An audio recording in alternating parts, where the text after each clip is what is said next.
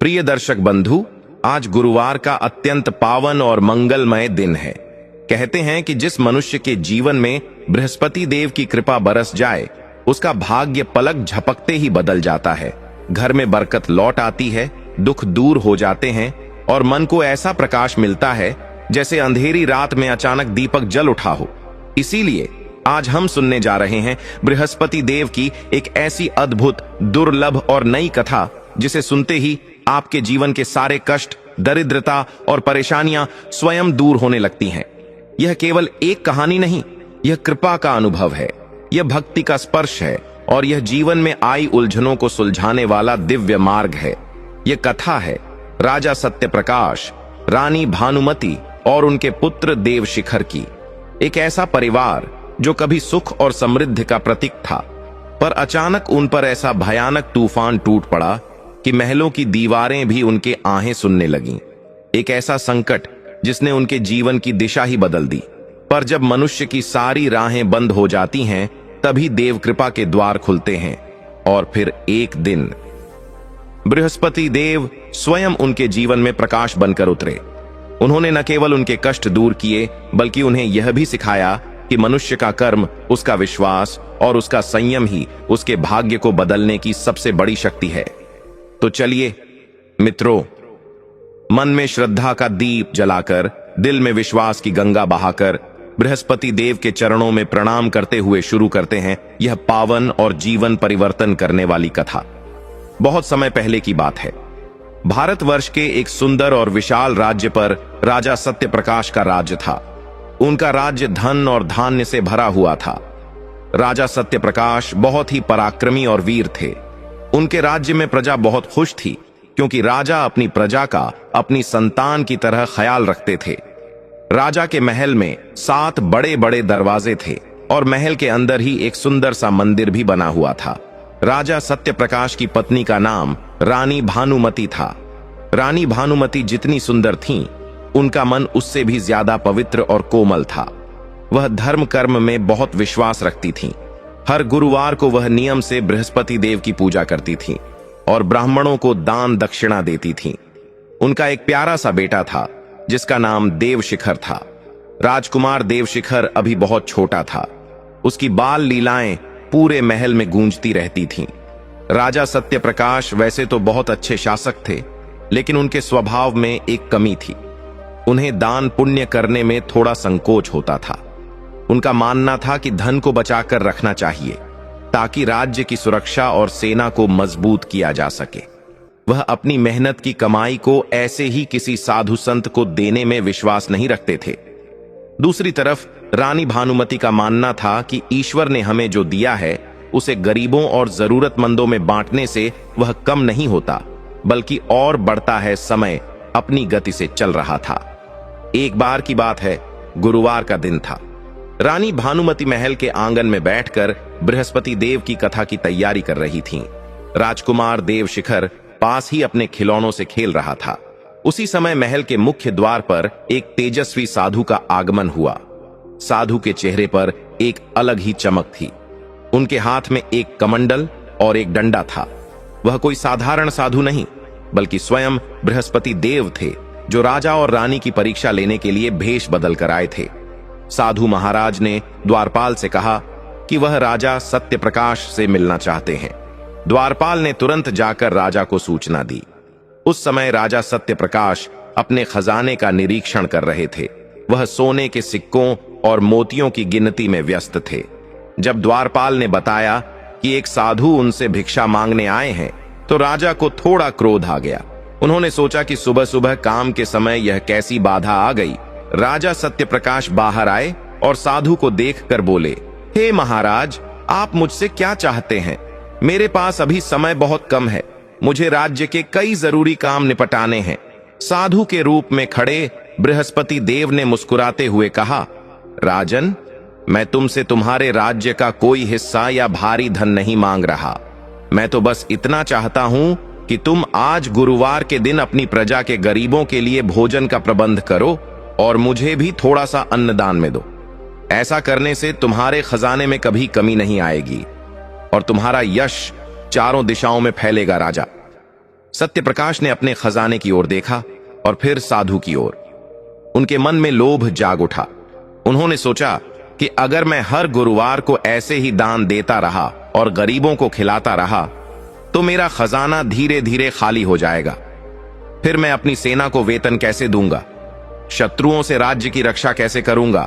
राजा ने कठोर स्वर में कहा, साधु बाबा, मैं अपनी मेहनत से कमाया हुआ धन ऐसे व्यर्थ में नहीं लुटा सकता। अगर मैं सबको मुफ्त में भोजन कराने लगा तो लोग आलसी हो जाएंगे। आप यहां से जाइए, मेरे पास आपको देने के लिए कुछ भी नहीं है। साधु ने राजा की बात सुनकर भी अपना धैर्य नहीं खोया। उन्होंने कहा, राजन, तुम जिसे व्यर्थ का खर्च समझ रहे हो वही तुम्हारे पुण्य का कारण बन सकता है। लक्ष्मी तो चंचल होती है, आज तुम्हारे पास है, कल किसी और के पास होगी, लेकिन दान दिया हुआ धन ही लोक और परलोक में साथ जाता है। एक बार फिर सोच लो राजन। लेकिन राजा सत्यप्रकाश अपने अहंकार में डूबे हुए थे। उन्होंने साधु की एक न सुनी और उन्हें महल से जाने के लिए कह दिया। राजा का यह व्यवहार देखकर साधु वहां से बिना कुछ लिए ही मुड़ गए। साधु वहां से सीधा महल के उस हिस्से की ओर गए जहां रानी भानुमति पूजा की तैयारी कर रही थीं। रानी ने जब साधु को देखा तो तुरंत खड़ी हो गई और उन्हें प्रणाम किया। रानी ने देखा कि साधु का चेहरा थोड़ा उदास है। रानी ने हाथ जोड़कर पूछा, हे महात्मा, आप इतने उदास क्यों दिखाई दे रहे हैं? क्या मेरे पति ने आपका अनादर किया है? मुझे क्षमा करें और बताएं कि मैं आपकी क्या सेवा कर सकती हूं। साधु ने रानी को आशीर्वाद दिया और कहा, पुत्री, राजा सत्यप्रकाश धन के मद में अंधे हो गए हैं। उन्होंने आज गुरुवार के दिन एक ब्राह्मण को खाली हाथ लौटाकर अच्छा नहीं किया, लेकिन मुझे तुम्हारी भक्ति पर भरोसा है। क्या तुम मुझे भिक्षा दोगी? रानी भानुमति तो हमेशा दान के लिए तैयार रहती थीं। वह तुरंत अंदर गईं और एक थाली में आटा, चावल और कुछ स्वर्ण मुद्राएं लेकर आईं। वह साधु की झोली में यह सब डालने ही वाली थीं कि तभी वहां राजा सत्यप्रकाश आ धमके। राजा ने रानी का हाथ पकड़ लिया और गुस्से में बोले, भानुमति, ये तुम क्या कर रही हो? मैंने अभी इस साधु को मना किया था, फिर भी तुम इसे मेरे ही खजाने से धन दे रही हो। क्या तुम चाहती हो कि हम कंगाल हो जाएं? रानी ने राजा को समझाने की कोशिश की। महाराज, यह आप क्या कह रहे हैं? साधु संतों को दान देने से घर में बरकत आती है। कृपया इन्हें खाली हाथ मत जाने दीजिए, यह बहुत बड़ा अपशगुन होगा। लेकिन राजा ने रानी की बात नहीं मानी। उन्होंने रानी के हाथ से थाली छीन ली और साधु की ओर देखकर बोले, देखो बाबा, मेरी पत्नी बहुत भोली है, इसे दुनियादारी की समझ नहीं है।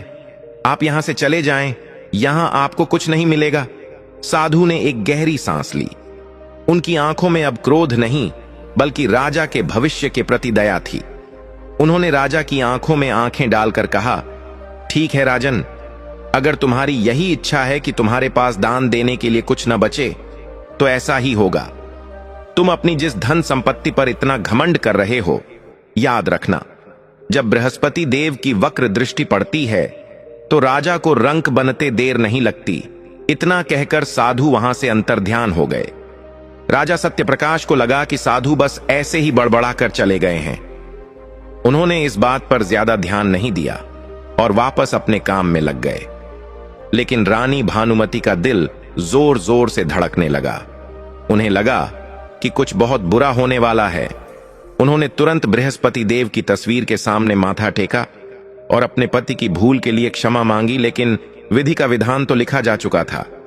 साधु के जाते ही महल का वातावरण अचानक बदलने लगा। जो खजाना कुछ देर पहले राजा गिन रहे थे, वहां एक अजीब सी खामोशी छा गई। राजकुमार देवशिखर जो आंगन में खेल रहा था, अचानक रोने लगा। रानी दौड़कर उसके पास गई तो देखा कि उसे तेज बुखार हो गया है। यह तो बस शुरुआत थी। राजा सत्यप्रकाश को अभी भी अपनी गलती का एहसास नहीं था।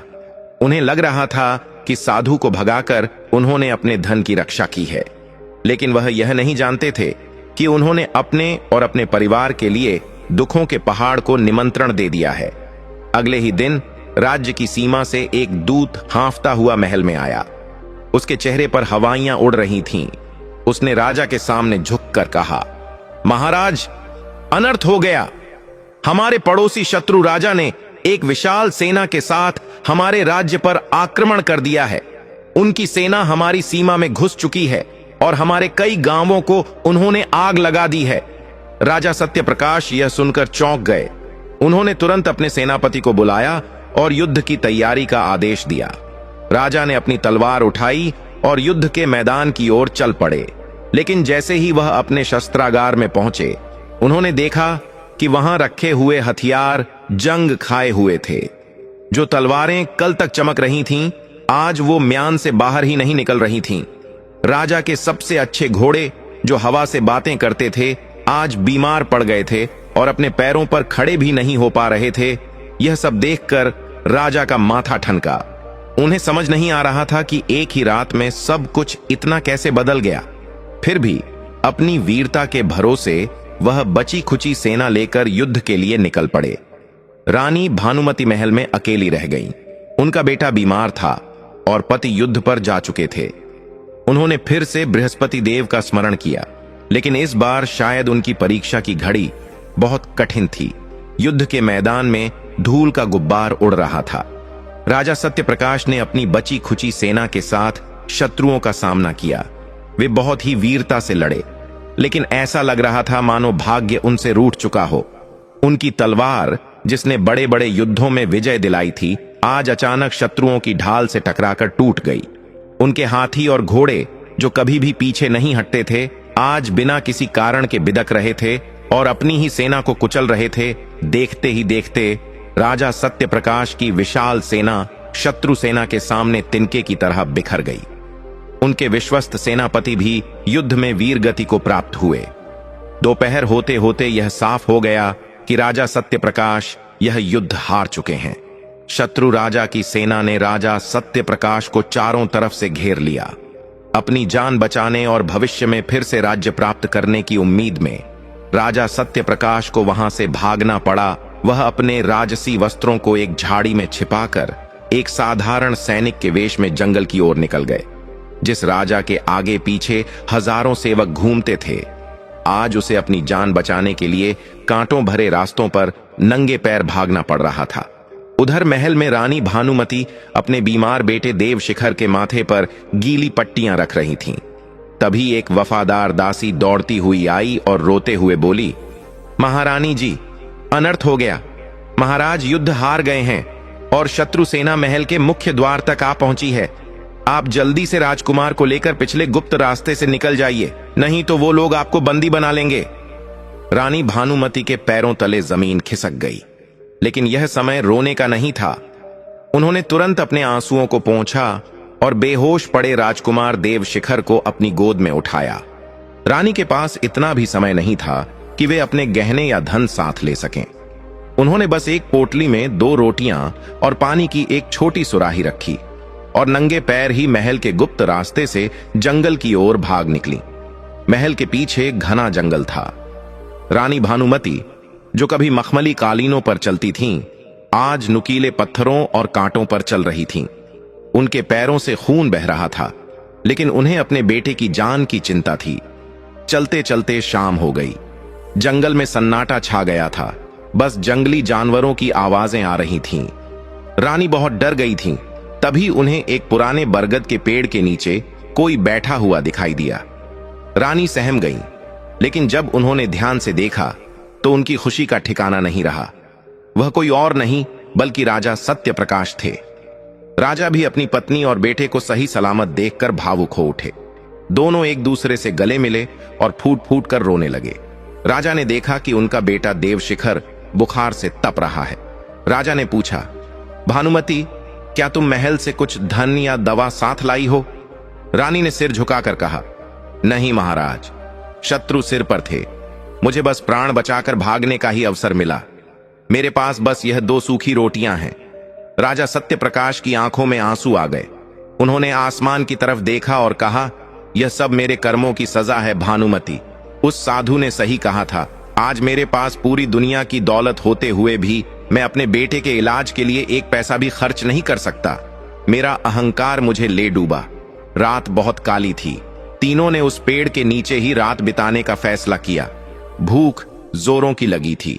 रानी ने वो 2 रोटियां निकाली और राजा को दी। राजा ने एक रोटी तोड़कर रानी को दी और थोड़ी सी अपने बीमार बेटे के मुंह में डाली, लेकिन बीमार देव शिखर ने खाने से मना कर दिया। उसे बस पानी चाहिए था।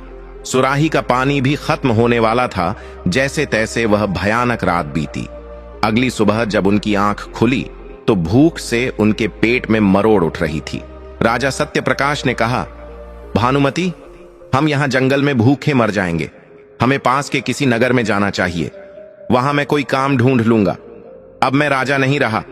मुझे अपने परिवार का पेट भरने के लिए मजदूरी करने में भी कोई शर्म नहीं है। वे तीनों जंगल पार करके पड़ोसी राज्य की सीमा में पहुंचे। यह वही राज्य था जहां राजा सत्यप्रकाश की बहन यानी देवशिखर की बुआ ब्याही गई थीं।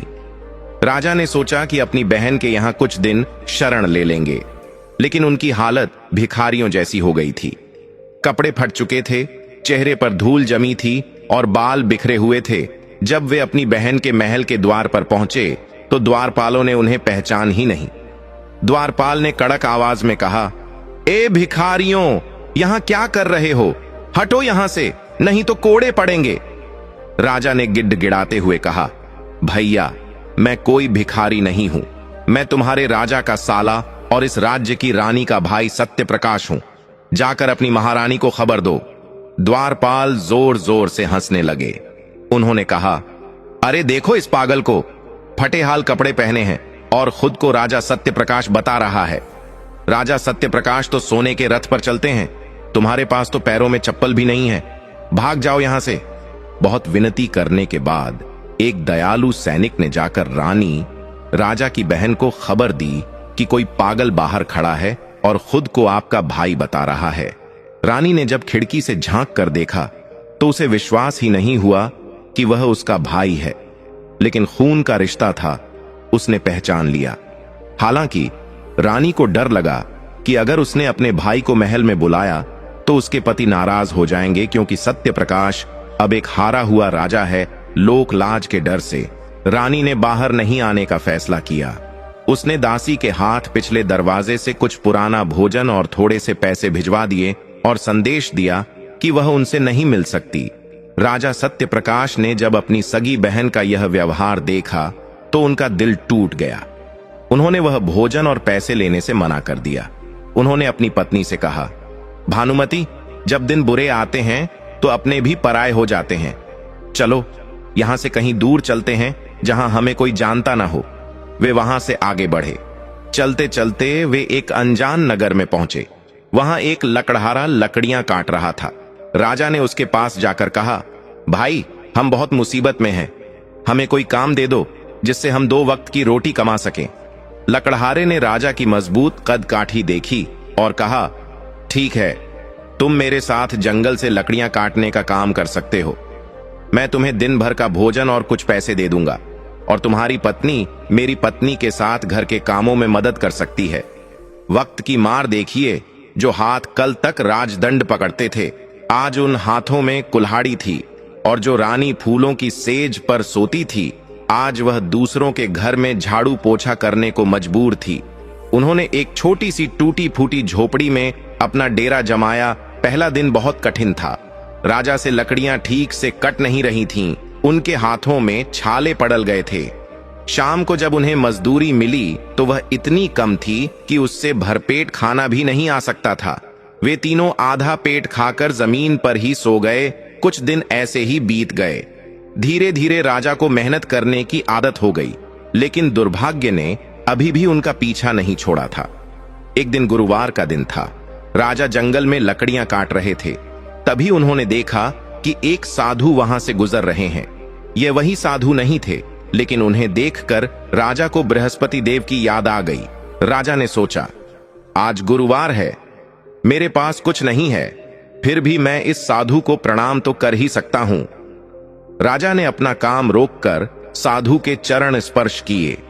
साधु ने राजा के सिर पर हाथ रखा और चौंक गए। साधु ने कहा, बेटा, तेरे मस्तक की रेखाएं बताती हैं कि तू कोई साधारण लकड़हारा नहीं बल्कि एक चक्रवर्ती राजा है, लेकिन तेरे ऊपर बृहस्पति देव का भारी दोष लगा हुआ है।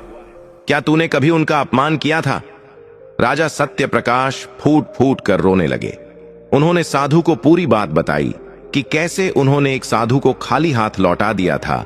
साधु ने गंभीर होकर कहा, राजन, अपराध तो तुमने बहुत बड़ा किया है, लेकिन ईश्वर दयालु हैं। अगर तुम सच्चे मन से प्रायश्चित करो तो शायद तुम्हारे दिन फिर सकते हैं।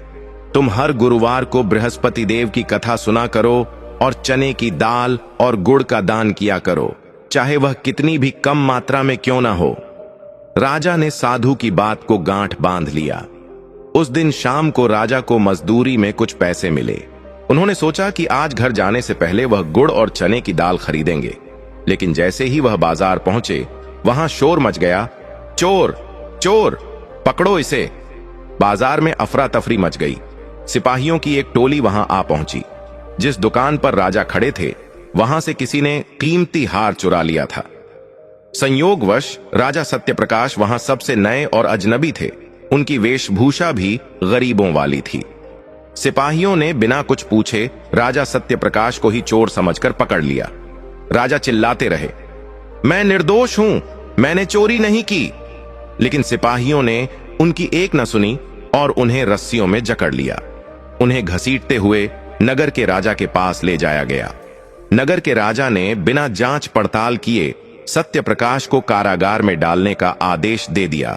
नगर के उस अंधेरे कारागार में राजा सत्यप्रकाश को डाल दिया गया। वहां चारों तरफ नमी थी और घोर अंधेरा था। दीवारों से पानी टपक रहा था और जमीन पर कीड़े मकोड़े रेंग रहे थे। राजा, जो कभी मखमल के गद्दों पर सोया करते थे, आज ठंडी और पत्थरीली जमीन पर बैठे आंसू बहा रहे थे। उन्हें अपने शरीर के घावों से ज्यादा अपने दिल पर लगी चोट दर्द दे रही थी। राजा ने लोहे की सलाखों को पकड़कर ईश्वर को पुकारा, हे प्रभु, ये कैसी परीक्षा है। मैंने अनजाने में ही सही एक साधु का अपमान किया था, लेकिन क्या उसकी सजा इतनी कठोर है? मेरी पत्नी और मेरा छोटा सा बच्चा बाहर अकेले हैं, उनका क्या होगा? तभी राजा को उस साधु की बात याद आई जो उन्हें जंगल में मिले थे। साधु ने कहा था कि तुम्हारे ऊपर बृहस्पति देव का दोष है। राजा को समझ आ गया कि यह चोरी का झूठा आरोप भी उसी प्रकोप का हिस्सा है। राजा ने जेल की उस काल कोठरी में ही दीवार के सहारे बैठकर आंखें बंद कर लीं और मन ही मन बृहस्पति देव से क्षमा मांगने लगे। उन्होंने संकल्प लिया कि चाहे प्राण चले जाएं, लेकिन अब वह बृहस्पति देव की आराधना नहीं छोड़ेंगे। उधर झोपड़ी में रानी भानुमति और राजकुमार देवशिखर राजा का इंतजार कर रहे थे। सूरज ढल चुका था और रात गहराती जा रही थी। दिया जलाने के लिए तेल भी नहीं था, इसलिए झोपड़ी में अंधेरा छाया हुआ था। देवशिखर को भूख लगी थी। वह बार बार पूछ रहा था, मां, पिताजी कब आएंगे? वह तो गुड़ और चने की दाल लाने वाले थे ना। रानी भानुमति के पास बेटे के सवालों का कोई जवाब नहीं था। उनका मन किसी अनहोनी की आशंका से कांप रहा था। जब बहुत देर हो गई और राजा नहीं आए तो रानी से रहा नहीं गया। उन्होंने पड़ोस में रहने वाले उसी लकड़हारे के घर का दरवाजा खटखटाया जिसने उन्हें काम दिया था। लकड़हारा बाहर आया और झुंझलाते हुए बोला, क्या है? इतनी रात को क्यों शोर मचा रही हो? रानी ने घबराते हुए पूछा, भैया, मेरे पति अभी तक घर नहीं लौटे। क्या वह आपके साथ जंगल से वापस नहीं आए थे? लकड़हारे ने एक अजीब सी नजर से रानी को देखा और बोला, अरे, तुम्हें पता नहीं चला? पूरे नगर में ढिंढोरा पिट गया है। तुम्हारे पति को सिपाहियों ने चोरी के इल्जाम में पकड़ लिया है। सुना है उसने बाजार में किसी जौहरी की दुकान से कीमती हार चुराया था। अब वह राजा की जेल में है। यह सुनते ही रानी भानुमति के पैरों तले जमीन खिसक गई। उन्हें लगा जैसे किसी ने उनके सीने पर पत्थर रख दिया हो। वह चीख कर बोली, नहीं, यह झूठ है। मेरे पति चोर नहीं हो सकते। हम गरीब जरूर हैं लेकिन बेईमान नहीं। यह जरूर कोई गलतफहमी हुई है। लकड़हारे की पत्नी पीछे से आई और ताना मारते हुए बोली, अरे, चोरों का क्या भरोसा? गरीबी इंसान से क्या नहीं करवाती। देखो, हमें अपने घर की बदनामी नहीं करवानी। तुम अभी के अभी हमारी झोपड़ी खाली कर दो। हम किसी चोर के परिवार को अपने यहां पनाह नहीं दे सकते। रानी ने बहुत हाथ पैर जोड़े, रोई गिड़गिड़ाई कि रात बहुत काली है। वह अपने बीमार बच्चे को लेकर कहां जाएंगी? लेकिन लकड़हारे और उसकी पत्नी का दिल नहीं पसीजा। उन्होंने रानी भानुमति और देवशिखर को आधी रात में धक्के मारकर घर से बाहर निकाल दिया। अब रानी भानुमति और छोटा देवशिखर सड़क पर थे। ऊपर खुला आसमान और नीचे ठंडी जमीन। देवशिखर भूख और ठंड से ठिठुर रहा था। रानी उसे अपने फटे हुए आंचल में छिपाकर एक दुकान के चबूतरे के नीचे बैठ गईं। पूरी रात रानी की आंखों में कटी। वह बस यही सोच रही थीं कि सुबह होते ही वह राजा से मिलने जाएंगी। अगली सुबह रानी लोगों से पूछती पूछती कारागार के द्वार पर पहुंची। वहां खड़े संतरियों से उन्होंने बहुत विनती की, भैया मुझे एक बार मेरे पति से मिल लेने दो, वह निर्दोष हैं। लेकिन संतरियों ने उन्हें दुत्कार दिया, भाग जा यहां से भिखारन, राजा का हुक्म है कि उस चोर से कोई नहीं मिल सकता। अगर ज्यादा शोर मचाया तो तुझे भी उसी कोठरी में डाल देंगे।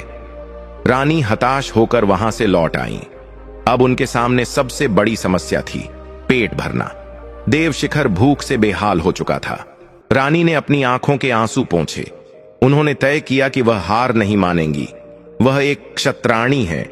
वह भीख नहीं मांगेंगी बल्कि मेहनत करके अपने बच्चे का पेट भरेंगी। रानी काम की तलाश में नगर के बाजार में भटकने लगी।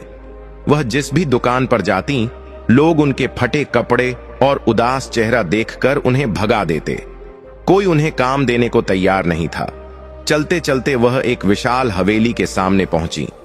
यह नगर के सबसे बड़े सेठ की हवेली थी। संयोग से सेठ की पत्नी बाहर ही खड़ी थी। उन्होंने रानी भानुमति को देखा। रानी के चेहरे पर धूल थी, लेकिन उनकी आंखों में एक राजसी तेज और शालीनता थी जो गरीबी में भी छिप नहीं पा रही थी। सेठानी को दया आ गई। उन्होंने रानी को पास बुलाया और पूछा, बहन तुम कौन हो और इतनी परेशान क्यों लग रही हो? रानी ने अपनी पूरी सच्चाई तो नहीं बताई, लेकिन इतना कहा, माता जी मैं बहुत मुसीबत में हूं। मेरे पति परदेश गए हैं और मेरा बच्चा भूखा है। मुझे कोई भी काम दे दीजिए, मैं घर का सारा काम कर लूंगी। बस मुझे मेरे बच्चे के लिए 2 रोटी मिल जाएं। सेठानी बहुत धार्मिक और दयालु महिला थीं। उन्होंने कहा, ठीक है, मेरे घर में बहुत काम रहता है। तुम मेरे घर के बर्तन मांज दिया करना और आंगन की सफाई कर दिया करना। बदले में मैं तुम्हें और तुम्हारे बच्चे को भोजन और कुछ पैसे दे दिया करूंगी। रानी भानुमति, जो कभी सैकड़ों दासियों से घिरी रहती थीं, आज दूसरों के झूठे बर्तन मांजने के लिए तैयार हो गईं। इसे ही समय का चक्र कहते हैं। रानी ने मन लगाकर काम करना शुरू किया। वह बहुत सफाई से और ईमानदारी से काम करती थीं। सेठानी उनके काम से बहुत खुश थीं। कुछ दिन इसी तरह बीत गए। रानी दिन भर काम करती और शाम को जो भोजन मिलता उससे देवशिखर का पेट भरती और खुद थोड़ा सा खाकर गुजारा करती। फिर एक दिन गुरुवार आया। रानी भानुमति सेठानी के घर काम कर रही थीं। तभी उन्होंने देखा कि सेठानी ने स्नान करके पीले वस्त्र धारण किए हैं। घर के मंदिर को पीले फूलों से सजाया गया है। प्रसाद में चने की दाल, गुड़ और मुनक्का रखा हुआ है। सेठानी बड़े ही विधि विधान से बृहस्पति देव की पूजा कर रही थीं।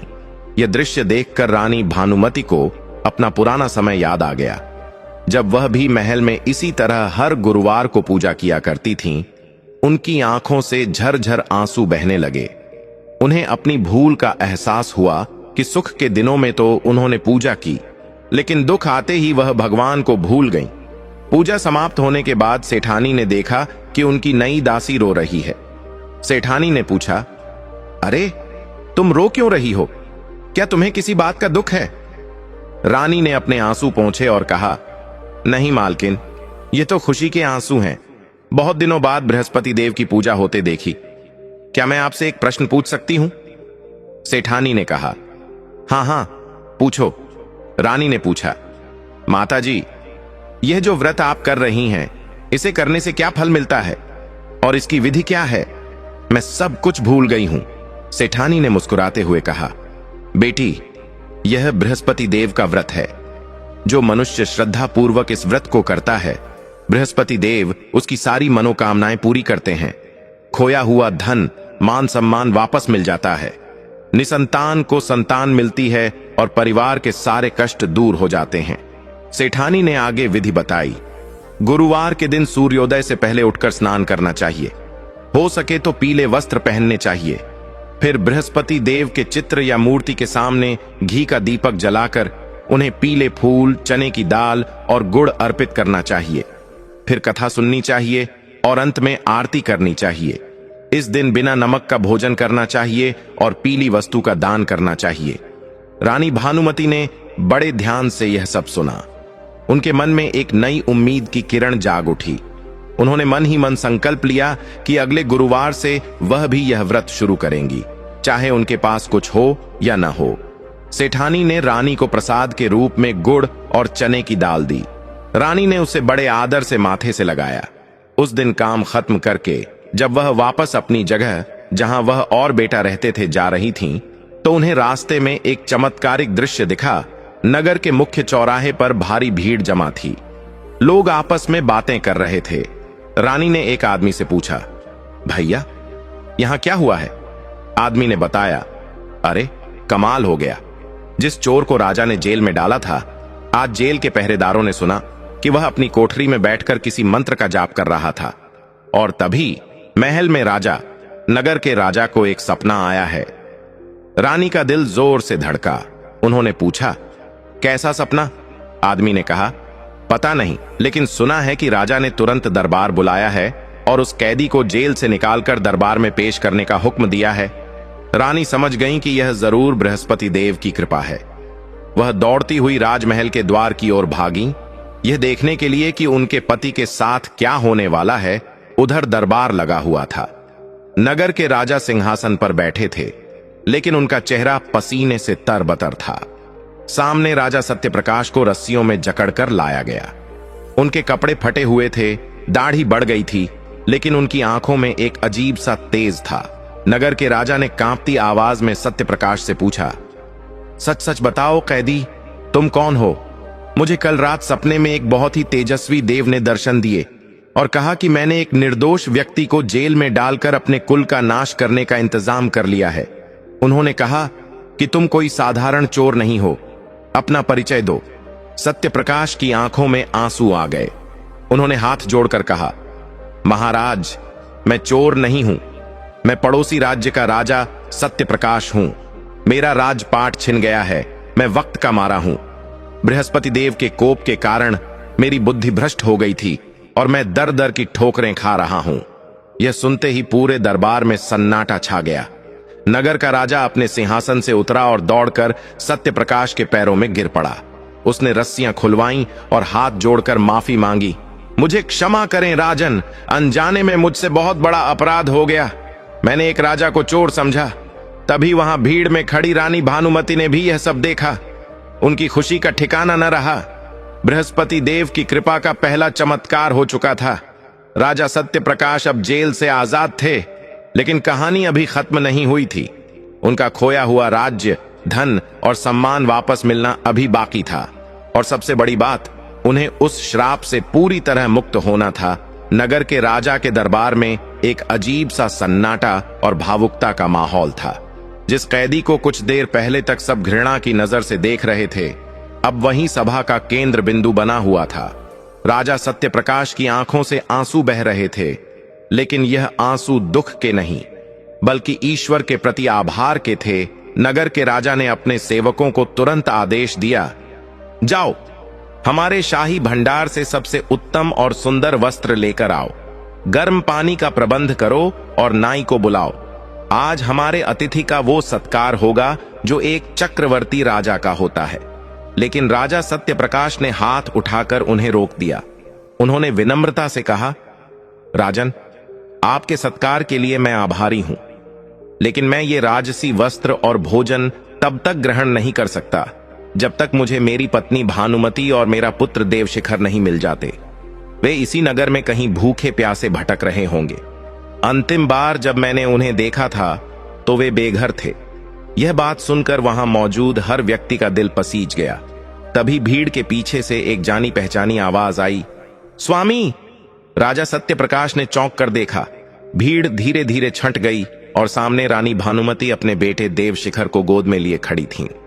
उनके कपड़े मैले कुचैले थे, बाल बिखरे हुए थे और चेहरा भूख से मुरझाया हुआ था, लेकिन उनके माथे पर सुहाग की चमक अभी भी बरकरार थी। सत्यप्रकाश दौड़कर उनके पास गए। उन्होंने अपनी पत्नी और बच्चे को गले लगा लिया। तीनों फूट फूट कर रोने लगे। ये मिलन देखकर नगर के राजा की आंखों में भी आंसू आ गए। उन्हें अपने की पर बहुत पछतावा हो रहा था कि उन्होंने बिना जांच पड़ताल किए ऐसे महान कुल के लोगों को कितना कष्ट दिया। नगर के राजा ने आगे बढ़कर रानी भानुमति को प्रणाम किया और कहा, महारानी, मुझे क्षमा कर दीजिए। मेरे अज्ञान के कारण आपको दासी बनकर रहना पड़ा और राजा को जेल की हवा खानी पड़ी। आज से आप मेरे महल में अतिथि हैं। जो कुछ भी मेरा है वह आपका है। राजा सत्यप्रकाश और उनका परिवार शाही रथ में बैठकर अतिथि गृह पहुंचे।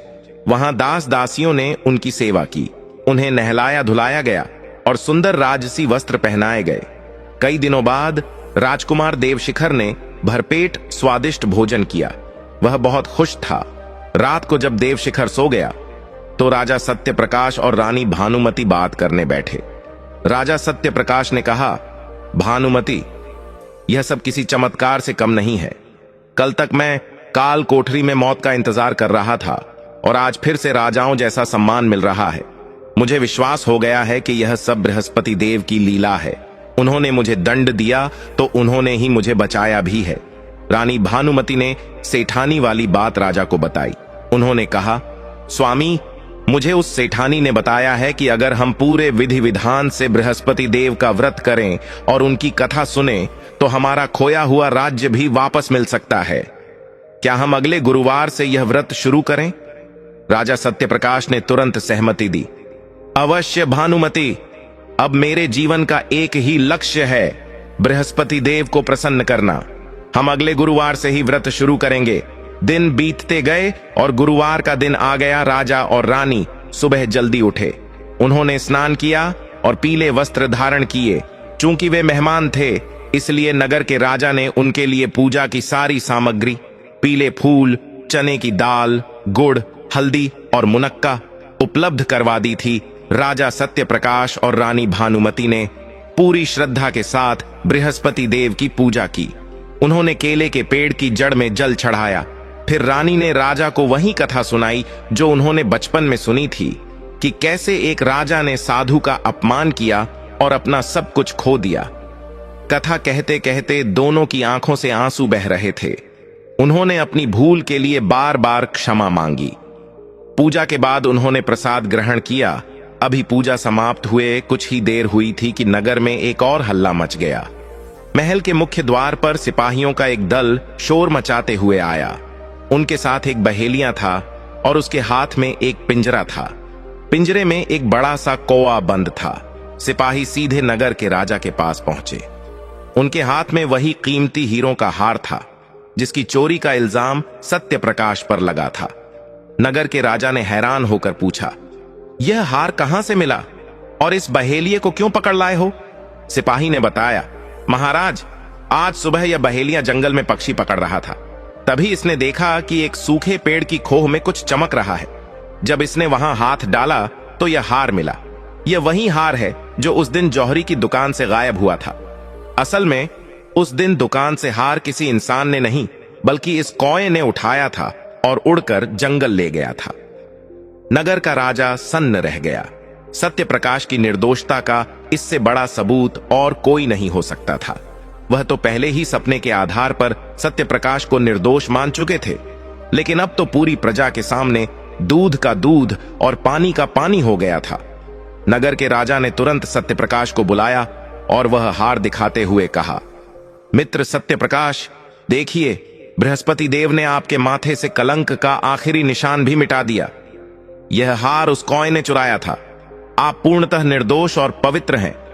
सत्यप्रकाश ने आसमान की ओर हाथ जोड़कर कहा, प्रभु, आपकी लीला अपरंपार है। आप जब देते हैं तो छप्पर फाड़ कर देते हैं। नगर के राजा ने खुश होकर घोषणा की, आज इस खुशी के मौके पर पूरे नगर में जश्न मनाया जाएगा। और मित्र सत्यप्रकाश, चूंकि अब यह सिद्ध हो गया है कि आप एक सच्चे और नेक राजा हैं, मैं अपनी सेना आपके साथ भेजूंगा ताकि आप अपना खोया हुआ राज्य शत्रुओं से वापस जीत सकें। सत्यप्रकाश ने सुना तो उन्हें अपने कानों पर विश्वास नहीं हुआ। कुछ ही दिन पहले वह एक लकड़हारा थे, फिर कैदी बने और आज एक विशाल सेना के मालिक बनने जा रहे थे। यह सब गुरुवार के व्रत का ही प्रभाव था। लेकिन राजा सत्यप्रकाश ने एक गहरी सांस ली और कहा, मित्र, आपकी सहायता के लिए धन्यवाद। लेकिन मैं अभी तुरंत युद्ध के लिए नहीं निकलूंगा। मैंने प्रण लिया है कि मैं कुछ गुरुवार तक यहीं रहकर बृहस्पति देव की उपासना करूंगा और अपनी आध्यात्मिक शक्ति बढ़ाऊंगा। जब मुझे प्रभु का संकेत मिलेगा तभी मैं प्रस्थान करूंगा। अगले कुछ हफ्तों तक राजा सत्यप्रकाश और रानी भानुमति नियम से हर गुरुवार को व्रत रखते रहे। धीरे धीरे उनके चेहरे का तेज और बढ़ने लगा। जो हथियार पहले उनसे उठते नहीं थे, अब वे उन्हें तिनके की तरह घुमाने लगे थे। उनका आत्मविश्वास वापस लौट आया था। उधर जिस शत्रु राजा ने सत्यप्रकाश के राज्य पर कब्जा किया था, उसके बुरे दिन शुरू हो गए थे। जब से उसने सत्यप्रकाश के राज्य पर कब्जा किया था, वहां अकाल पड़ने लगा था।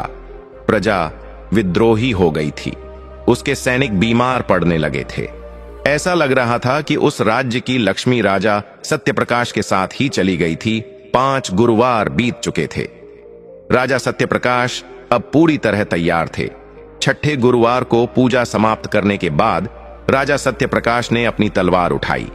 नगर के राजा ने उन्हें एक विशाल सेना, हाथी, घोड़े और खाने पीने का सामान दी। रानी भानुमति ने राजा की आरती उतारी और विजय का तिलक लगाया। राजा सत्यप्रकाश ने घोड़े पर सवार होकर अपनी सेना को संबोधित किया। वीरों, यह युद्ध केवल जमीन के एक टुकड़े के लिए नहीं है। यह युद्ध धर्म और अधर्म का है।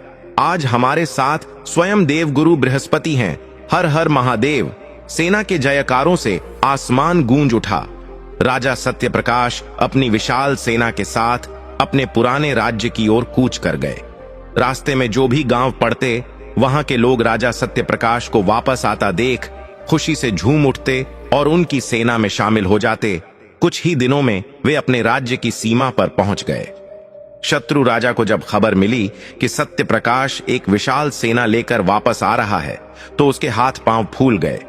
लेकिन उसने भी अपनी सेना को तैयार किया। दोनों सेनाएं आमने सामने थीं। रणभेरी बजी और भयंकर युद्ध शुरू हो गया। लेकिन इस बार नजारा कुछ और ही था। राजा सत्यप्रकाश की तलवार बिजली की तरह चमक रही थी। वह जिस तरफ मुड़ते, शत्रुओं की कतारें गिर जाती। ऐसा लग रहा था मानो उनके अंदर 10 हाथियों का बल आ गया हो।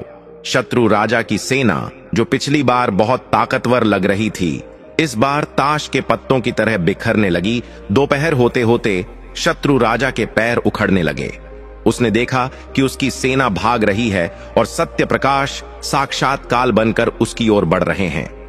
डर के मारे शत्रु राजा हाथी से कूदकर भागने लगा, लेकिन सत्यप्रकाश ने अपने घोड़े की लगाम खींची और उसका रास्ता रोक लिया।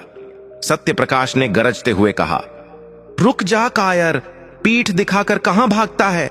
अपनी हार स्वीकार कर या मुझसे युद्ध कर। शत्रु राजा घुटनों के बल गिर पड़ा और प्राणों की भीख मांगने लगा।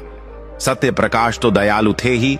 उन्होंने उसे माफ कर दिया और कहा, जाओ, मैं तुम्हें जीवन दान देता हूं, लेकिन कभी किसी कमजोर राज्य पर बुरी नजर मत डालना। इस तरह बृहस्पति देव की कृपा और गुरुवार के व्रत के प्रभाव से राजा सत्यप्रकाश ने अपना खोया हुआ राज्य, अपना सम्मान और अपनी सारी संपत्ति वापस पा ली। महल में प्रवेश करते ही सबसे पहले राजा ने उस मंदिर की साफ सफाई करवाई जहां बृहस्पति देव की मूर्ति थी। पूरा महल दियों की रोशनी से जगमगा उठा। प्रजा खुशी से नाचने लगी। रानी भानुमति और राजकुमार देवशिखर का भव्य स्वागत हुआ। राजा सत्यप्रकाश ने ऐलान कर दिया कि अब से उनके राज्य में हर गुरुवार को बृहस्पति देव की महापूजा होगी और कोई भी गरीब भूखा नहीं सोएगा। लेकिन कहानी अभी पूरी तरह समाप्त नहीं हुई थी। राजा को अपना राज्य तो मिल गया था, लेकिन अभी उन्हें एक और महत्वपूर्ण कार्य करना था। अपने परिवार और रिश्तेदारों से मिलना, जिन्होंने बुरे वक्त में उनका साथ छोड़ दिया था। और सबसे महत्वपूर्ण, उस बहन के घर जाना था जिसने उन्हें बासी खाना भिजवाया था। राजा के मन में यह सवाल था कि अब वह अपनी बहन के साथ कैसा व्यवहार करें। क्या उन्हें उसे सजा देनी चाहिए या माफ कर देना चाहिए? राजा सत्यप्रकाश अपने सिंहासन पर विराजमान थे। उनका राज्य अब पहले से भी ज्यादा खुशहाल हो चुका था। लेकिन राजा के मन में अभी एक काम शेष था। उन्हें दुनिया को एक और सीख देनी थी, रिश्तों की असलियत की सीख। राजा ने रानी भानुमति से कहा, रानी, जब हम मुसीबत में थे तब मेरी अपनी सगी बहन ने हमें पहचानने से इनकार कर दिया था। उसने हमें भिखारी समझकर बासी खाना भिजवाया था। आज मैं उसके घर जाना चाहता हूं, लेकिन इस बार भिखारी बनकर नहीं, बल्कि अपनी पूरी शान और शौकत के साथ। एक शुभ मुहूर्त देखकर राजा सत्यप्रकाश ने अपने सेनापति को आदेश दिया। हाथी, घोड़े, रथ और पालकियों का एक विशाल जुलूस तैयार किया गया। राजा और रानी ने सबसे कीमती वस्त्र और आभूषण पहने। आगे आगे नगाड़े बज रहे थे और पीछे पीछे राजा की सवारी चल रही थी। यह जुलूस जब राजा की बहन के राज्य की ओर बढ़ा तो धूल का गुब्बार आसमान छूने लगा। जब राजा की बहन को खबर मिली कि उसका भाई सत्यप्रकाश, जो अब एक विशाल साम्राज्य का स्वामी है, उससे मिलने आ रहा है, तो उसकी खुशी का ठिकाना न रहा। उसने सोचा, मेरा भाई आ रहा है, वह जरूर मेरे लिए ढेर सारे उपहार लाया होगा। बहन ने तुरंत अपने पूरे महल को सजाने का आदेश दिया। उसने रसोइयों को आदेश दिया कि 56 प्रकार के व्यंजन बनाए जाएं, सोने और चांदी के बर्तनों में खाना परोसा जाए। वह खुद सज धज कर, मोतियों का हार पहनकर, थाली में आरती सजाकर महल के द्वार पर खड़ी हो गई। जैसे ही राजा सत्यप्रकाश का रथ रुका, बहन दौड़कर आगे आई। उसने राजा की आरती उतारी और बड़े प्यार से कहा, भैया, मुझे तुम्हारा कब से इंतजार था। आओ, अंदर आओ, मैंने तुम्हारे लिए बहुत स्वादिष्ट भोजन बनवाया है। राजा सत्यप्रकाश मुस्कुराए, लेकिन उनकी मुस्कान में एक गहरा दर्द छिपा था। वे रानी भानुमति के साथ महल के अंदर गए। सोने की चौकी पर उन्हें बैठाया गया। उनके सामने तरह तरह के पकवान, खीर, पूरी, हलवा, मिठाइयां परोसे गए। बहन पास में बैठकर पंखा झलने लगी और बोली, भैया, यह सब मैंने अपने हाथों से बनाया है, जल्दी से खा लो। राजा सत्यप्रकाश ने खाने का एक टुकड़ा उठाया, लेकिन उसे अपने मुंह में डालने के बजाय उन्होंने उसे अपनी पगड़ी पर लगा दिया और बोले, ले पगड़ी, तू खा। फिर उन्होंने एक मिठाई उठाई और अपने कीमती हार पर लगा दी और बोले, ले हार, तू भी खा। फिर उन्होंने खीर अपनी रेशमी शेरवानी पर गिरा दी और बोले, ले शेरवानी, तू भी इसका स्वाद छक। यह नजारा देखकर वहां मौजूद सभी लोग हैरान रह गए। राजा की बहन को लगा कि शायद उसके भाई का मानसिक संतुलन बिगड़ गया है। उसने घबराते हुए पूछा, भैया, यह आप क्या कर रहे हैं? खाना मुंह से खाया जाता है, कपड़ों को नहीं खिलाया जाता। क्या आप पागल हो गए हैं? राजा सत्यप्रकाश गंभीर हो गए। उन्होंने अपनी बहन की आंखों में सीधे देखते हुए कहा, नहीं बहन, मैं पागल नहीं हूं, मैं तो वही कर रहा हूं जो तुमने मुझे सिखाया है। बहन ने हैरानी से पूछा, मैंने आपको यह कब सिखाया? राजा ने कहा, याद करो बहन, कुछ महीने पहले इसी दरवाजे पर एक भिखारी आया था। उसके कपड़े फटे हुए थे, पैरों में छाले थे और वह भूख से बेहाल था। वह कोई और नहीं, मैं ही था। मेरा शरीर यही था, मेरा चेहरा यही था और मेरा खून भी यही था। लेकिन उस दिन तुमने मुझे अंदर बुलाना तो दूर, मुझसे मिलना भी जरूरी नहीं समझा। तुमने दासी के हाथ बासी रोटियां भिजवा दी थीं। राजा की आवाज भारी हो गई। आज मैं वही सत्यप्रकाश हूं। बदला है तो सिर्फ मेरे शरीर का यह लिबास। आज मेरे पास सोने का मुकुट है, रेशमी कपड़े हैं और कीमती गहने हैं। इसलिए आज तुम मेरा इतना आदर सत्कार कर रही हो, मुझे 56 भोग खिला रही हो। असल में तुम यह भोजन मुझे नहीं, बल्कि मेरे इन कपड़ों और मेरे धन को खिला रही हो। इसलिए मैं यह भोजन इन्हीं कपड़ों को खिला रहा हूं, क्योंकि असली हकदार तो यही हैं। राजा की बात सुनकर बहन को जैसे काठ मार गया। उसका चेहरा शर्म से लाल हो गया। उसे अपनी गलती का एहसास हुआ कि उसने धन के लालच में अपने सगे भाई को ठुकरा दिया था। वह फूट फूट कर रोने लगी और राजा के पैरों में गिर पड़ी। उसने रोते हुए कहा, भैया, मुझे माफ कर दो, मेरी बुद्धि पर पत्थर पड़ गए थे। मैंने रिश्ते से बड़ा धन को समझा। आपने मेरी आंखें खोल दी। मुझे जो सजा देनी है दे दो, लेकिन मुझे अपनी बहन मानने से इनकार मत करना। राजा सत्यप्रकाश का दिल तो मोम जैसा था। उन्होंने अपनी बहन को उठाया और गले लगा लिया। उन्होंने कहा, बहन, मुझे तुमसे कोई शिकायत नहीं है। मैं तो बस तुम्हें यह समझाना चाहता था कि समय का पहिया हमेशा घूमता रहता है। आज जो अमीर है कल गरीब हो सकता है, और जो गरीब है वह अमीर बन सकता है। लेकिन भाई बहन का रिश्ता और प्रेम हर स्थिति में एक जैसा रहना चाहिए। इंसान की पहचान उसके कपड़ों से नहीं, उसके व्यवहार से होती है। बहन ने कसम खाई कि वह अब कभी किसी गरीब का अनादर नहीं करेगी और धन का घमंड नहीं करेगी। इसके बाद राजा सत्यप्रकाश अपने राज्य वापस लौट आए। वापस आकर उन्होंने सबसे पहले उस दयालु सेठानी को बुलाया जिसने रानी भानुमति को काम दिया था और बृहस्पति देव के व्रत के बारे में बताया था। राजा ने सेठानी और उसके परिवार का बहुत सम्मान किया और उन्हें ढेर सारे उपहार दिए। राजा ने कहा, मां, अगर आप मेरी पत्नी को सही मार्ग नहीं दिखाती तो शायद आज भी हम दर दर की ठोकरें खा रहे होते। आपने हमें धर्म का रास्ता दिखाया है। राजा ने उस लकड़हारे को भी बुलाया। हालांकि उसने राजा को घर से निकाल दिया था, लेकिन राजा ने उसे माफ कर दिया और उसे भी कुछ धन दिया ताकि वह अपनी गरीबी दूर कर सके। राजा ने उसे समझाया, मित्र, तुमने मुझे सहारा दिया था, उसके लिए धन्यवाद, लेकिन कभी किसी मजबूर को आधी रात में घर से मत निकालना। लकड़हारे को अपनी गलती पर बहुत पछतावा हुआ। अब राजा सत्यप्रकाश का जीवन पूरी तरह बदल चुका था। उन्होंने पूरे राज्य में ढिंढोरा पिटवा दिया कि हर गुरुवार को राज्य के सभी लोग बृहस्पति देव की पूजा करेंगे। राजा ने जगह जगह अन्न क्षेत्र खुलवा दिए जहां गरीबों को मुफ्त में भरपेट भोजन मिलता था। राजा और रानी हर गुरुवार को नियम से व्रत रखते। वे चने की दाल और गुड़ का प्रसाद बांटते। धीरे धीरे उनकी प्रजा भी सुखी और समृद्ध होने लगी। राज्य में अब कोई चोरी नहीं करता था, कोई झूठ नहीं बोलता था और अकाल का तो नामो निशान मिट गया था। राजकुमार देवशिखर अब बड़ा हो रहा था। वह भी अपने माता पिता की तरह धर्म के रास्ते पर चलने लगा। एक दिन राजा सत्यप्रकाश ने रानी भानुमति से कहा, भानुमति, देखो बृहस्पति देव की कृपा, हम कहां थे और आज कहां हैं। ये कथा जो भी सुनेगा और जो भी सच्चे मन से गुरुवार का व्रत करेगा, उसके जीवन के सारे दुख ऐसे ही गायब हो जाएंगे जैसे सूर्य के निकलने पर अंधेरा गायब हो जाता है।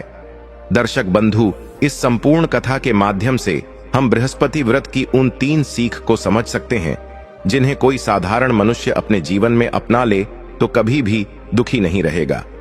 तो चलिए दर्शक बंधु, आपका कीमती समय नष्ट न करते हुए जानते हैं उन तीनों सीख को।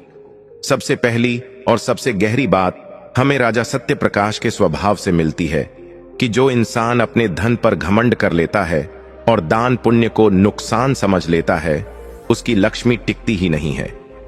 जब महल में बैठे हुए राजा ने साधु के रूप में आए बृहस्पति देव को खाली हाथ लौटा दिया, तब उन्हें लगा कि उन्होंने अपने खजाने की रक्षा की है, लेकिन वास्तव में उसी क्षण से उनके पतन की शुरुआत हो गई। हथियार जंग खा गए, घोड़े बीमार पड़ गए, सेना टूट गई, बेटा बीमार हो गया, खुद राजा को जंगलों में भटकना पड़ा और फिर चोरी के झूठे आरोप में जेल तक पहुंचना पड़ा। यह सब उसी ना की सजा थी जो उन्होंने एक साधु को दान देने से इनकार करते समय बोली थी। यहां से पहला संदेश यह मिलता है कि ईश्वर से मिला धन कभी सिर्फ अपना नहीं होता, उसमें गरीबों, अतिथियों और जरूरतमंदों का भी हिस्सा होता है। जब हम उस हिस्से को रोक लेते हैं तो बाहर से भले ही सब कुछ सुरक्षित दिखे, पर भीतर से हमारा भाग्य, हमारी रक्षा शक्ति और हमारे घर की बरकत धीरे धीरे खिसकने लगती है। इसलिए जो भी मनुष्य गुरुवार के दिन बृहस्पति देव की कथा सुनता है, उसे यह बात जरूर समझनी चाहिए कि दान कोई खर्चा नहीं, बल्कि भविष्य के लिए आध्यात्मिक बचत है। जो हाथ बंटता है वही हाथ प्रभु की कृपा से भरता भी है। दूसरी गहरी सीख रानी भानुमति और उस सेठानी की कथा से निकलती है कि संकट के समय में भी अगर कोई एक इंसान हमें धर्म का सही रास्ता बता दे तो वह हमारे जीवन का टर्निंग पॉइंट बन सकता है। जब राजा जेल में पड़े थे, रानी को घर से निकाल दिया गया था, बेटा भूखा था, तब रानी के पास 2 रास्ते थे। या तो वे किस्मत को कोसती रहती या फिर हिम्मत और श्रम से नया रास्ता बनाती। उन्होंने भीख नहीं मांगी, मजदूरी चुनी, बर्तन मांजे, झाड़ू लगाया और इसी संघर्ष के बीच सेठानी के घर गुरुवार की पूजा देखकर उन्हें फिर से बृहस्पति देव के व्रत और कथा की याद आई। वहीं से उनके जीवन की वापसी यात्रा शुरू हुई। इसका मतलब यह हुआ कि जब हमारे जीवन में अंधेरा छा जाए, तब भगवान सीधे आकर हमारे दरवाजे पर नहीं खड़े होते, बल्कि किसी इंसान के माध्यम से हमें राह दिखाते हैं। कभी किसी साधु के रूप में, कभी किसी सेठानी के रूप में, कभी किसी छोटे से शब्द के रूप में। जो व्यक्ति उस संकेत को पकड़ लेता है, जो कठिन समय में भी पूजा, व्रत, कथा, जप और श्रम का दामन नहीं छोड़ता, उसकी किस्मत भी जेल की काल कोठरी से निकलकर फिर से सिंहासन तक पहुंच सकती है। इसलिए जो भी इस कथा को सुने, उसके दिल में यह दृढ़ भाव बैठ जाना चाहिए कि हालात कितने भी बुरे हों, अगर हम मेहनत, ईमानदारी और भगवान की वंदना नहीं छोड़ते, तो बृहस्पति देव हमारी इज्जत लौटाकर ही दम लेते हैं। तीसरी सीख इस पूरी कथा का सबसे भावनात्मक और कड़वा सच है, रिश्तों की असली पहचान और कपड़ों दौलत के पीछे छिपी हमारी फितरत।